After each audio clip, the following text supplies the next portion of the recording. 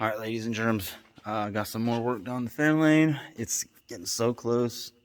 This may be one of the last videos here. Let me show you what all I got done. We'll start under the car. All right, I got my exhaust mostly in there.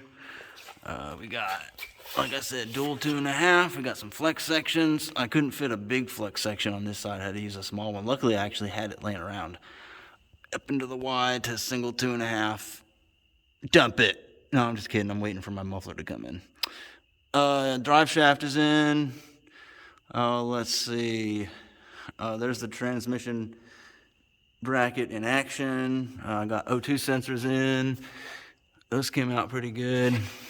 Kind of close right here, but it's just wire. It'll move over, so no interference or anything. Let's see if I can turn a flash on. There we go. You can kind of see up in there. I put some heat wrap over some wires over there. Put some heat wrap my clutch lines on the fuel line right here and up for like another foot or two. Yeah, so it's coming along pretty well. I still have to connect spark plug wires on that side. I decided not to ceramic coat the manifolds. I just wrapped them. I wrapped them pretty good, so I don't think it's going to cause any issues. Also, one of these days, I'd like to make this. The oil pan does hang a little bit lower than that brace right here. I mean, if you actually look at it, it's a tiny bit lower.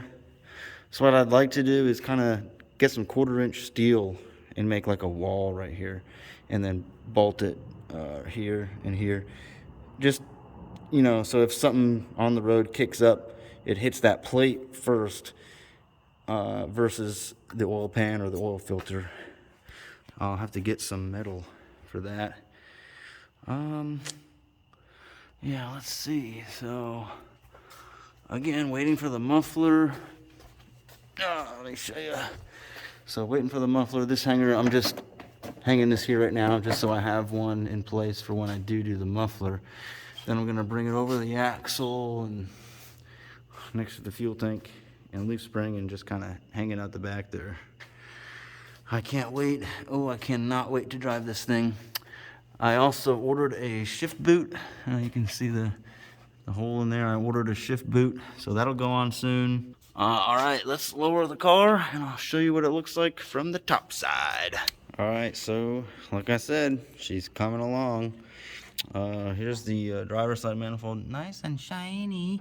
I can put the brake master cylinder back on there. I forgot to do that, and hook up my fuel line and whatever else, you know, all the little stuff I had to take off in order to do the manifold. That's easy.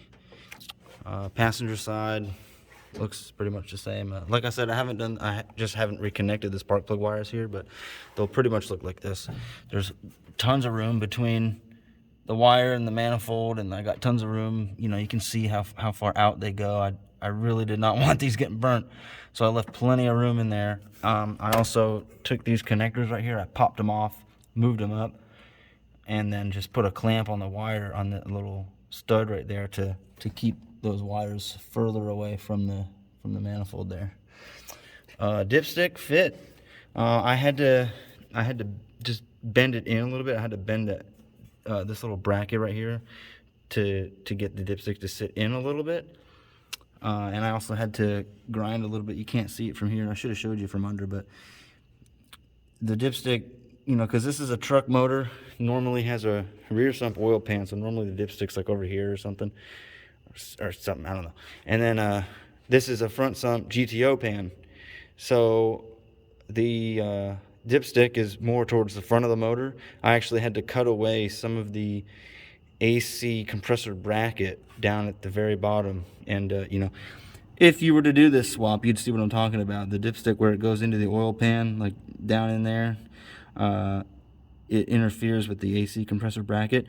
Luckily, you don't have to actually like cut away one of the mounting holes or mounting lugs, if you will. So I'm able to still use all the bolts to mount it, so that's fine. I just had to cut a little bit out, and I don't feel like lifting the car back up to show you guys, sorry. I have intake parts on order. It's going to be real simple. It's just going to be 90 right here, math, short straight section, and then a nice big filter. Let's see what else. This will have to come down. I zip tied this up here to get it out of the way of the manifold. So this will come down. I actually drilled a little hole right here after I cut this huge bracket right here in preparation for moving the alternator over, which I didn't have to do. So this is actually not normal. You can see what's left of my Sharpie right here. Actually, that black is my Sharpie line. I actually did pretty good staying online. Kindergarten teacher would be proud. And this right here is just gonna Christmas tree into that hole to hold it out of the way.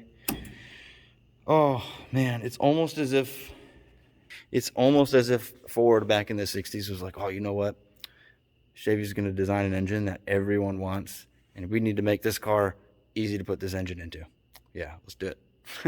So thank you, Ford, for doing that. Appreciate it. All right, some more work done tonight. Let's see, hooked up the battery finally, and just gonna leave it hooked up. Also got my heater hoses hooked back up. I got these little support bars back in. They actually fit real nice. Plenty of room up in here between them.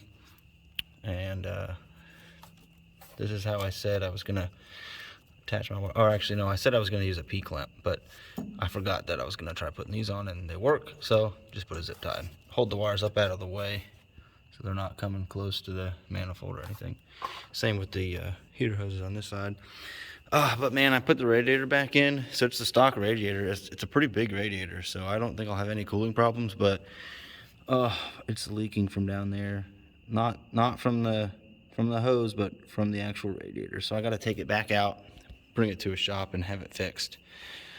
Oh, let's see. Not too much else. Oh, I put oil in it. And half a can of seafoam. I put fluid in the transmission. Oh, let's see. I put the interior back together, at least mostly, or at least the seat. I also got my shift boot on. Looks pretty good, I think. And I measured for a shifter and a knob, which I just ordered. So that's gone its way now. Yeah, just got to put these side pieces back in, which I might do tomorrow. Yeah. Yeah, looking good. Looking good. All right, check this out real quick.